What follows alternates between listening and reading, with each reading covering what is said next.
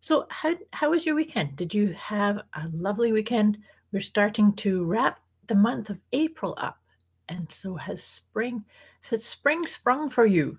Were you able to get outside? Yesterday was a glorious day. I'm so grateful to see the temperatures warming up. It's making it much more nice to go for these walks that I've been going for every day. So if you're here live, say hi. If you're watching the recording, as always, you're welcome to ask any questions or if you need some more clarity or insights into what we're doing. So what we do is I just kind of share with you what's happening, what kind of lands as guidance, and then we focus on what we can let go of in order to more fully align with our calling, with our life purpose. My podcast episode today is all about life purpose, so you may want to check that out too if you're kind of looking or questioning or anything like that. But right now, we are still in the phase. I follow the cycles of the moon to help figure out what's the best thing to be focusing on, whether it's taking action or setting goals or being in gratitude, for instance. So at the moment, until Thursday is the first quarter phase of the moon, which is when we start getting in action on our aspirations, our goals, aligning with our calling, excuse me, and our purpose. And so all of that said, that's kind of the flavor that we're sitting in. Like I said, still just going within.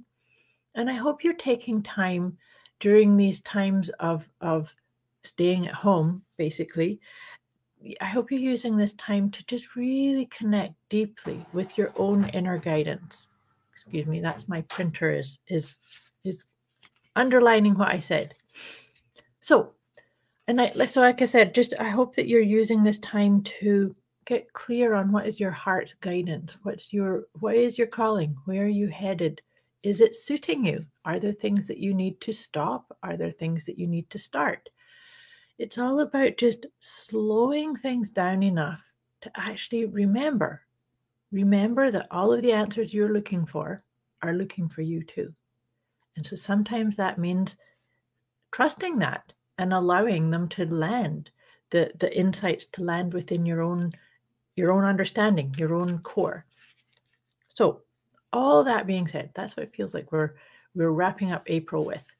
So just take a nice deep breath with me. Let go of all your to-dos, any concerns or worries. Just let them all go. Just focus with me. Nice deep breaths. Focus with me. What can we use this last week of April? It's not even a full week, but the last few days of April and into the beginning of May. What will we focus on letting go of in order to more fully be who we intend to be at a core level? In order to be all that we can possibly be and also access our own unique gifts, our own flavor of being, if you like. And so, staying in this present moment. So what we're going to work on is guilt. So we're going to focus on letting go of guilt. So what comes up for you when I say that, when I say guilt? Do you feel like maybe you've not done enough? That woulda, shoulda, coulda, or that looking over your shoulder, wishing things had been said or done differently. How does guilt play into you masking or not getting clear on who you truly are as a soul, at the core? So just feel into that, and because this is a very big one. Guilt is something that comes up a lot of times, I find, in conversations with clients, because it's wishing that you could have a redo or wishing that you could go back into the past and change something. And truth is you can't. And so to me, it's a distraction. And maybe you need to visualize something going different or changing it in some ways. And if you need to, that's okay. Journal it out, write it out, script it out how you would have preferred it to be, and then let it go. So I'm going to read out of the guidance book to see if I can help you go deeper into this aspect of guilt and how to best let it go.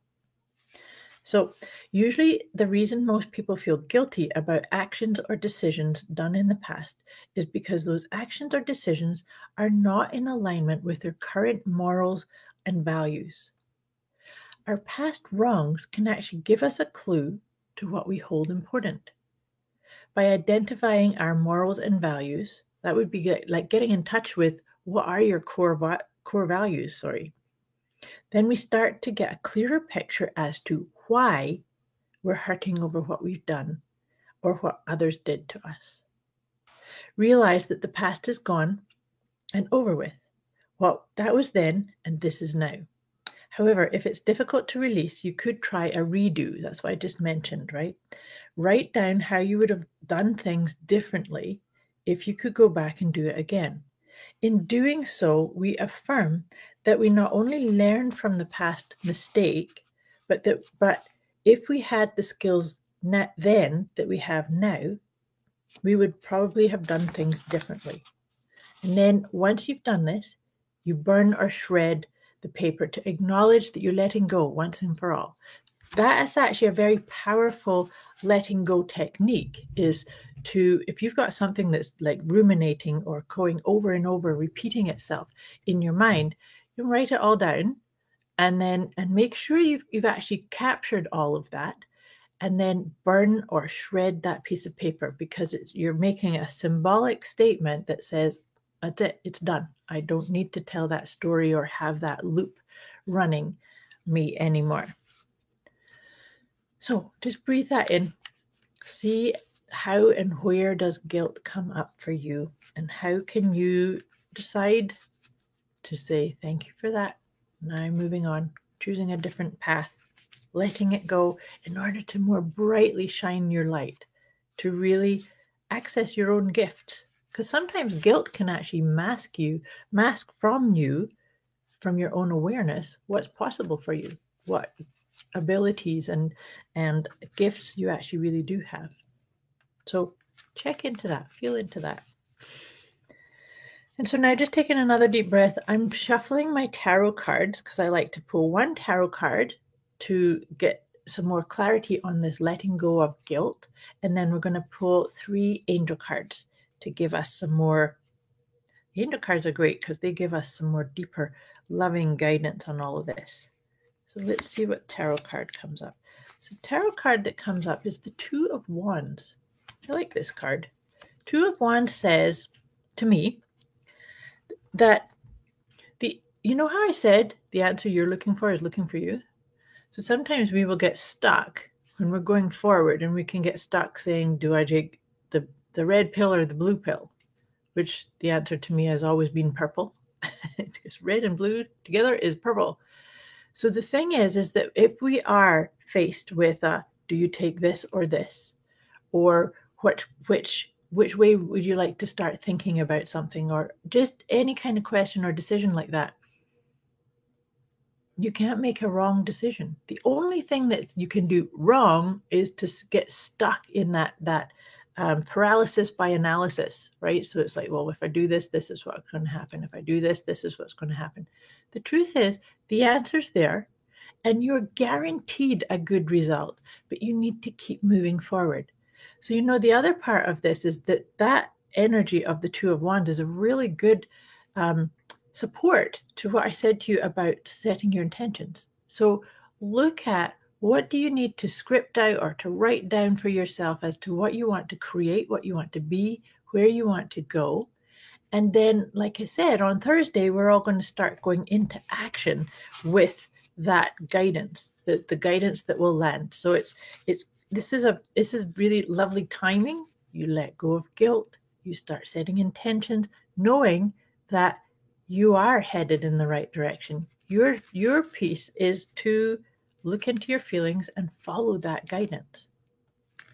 Following guidance is the big piece here too.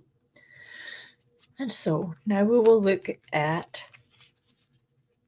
getting some guidance from these angel cards here. So we're going to pick 3 of these to see And we'll get some more support on this idea of setting intentions or goals.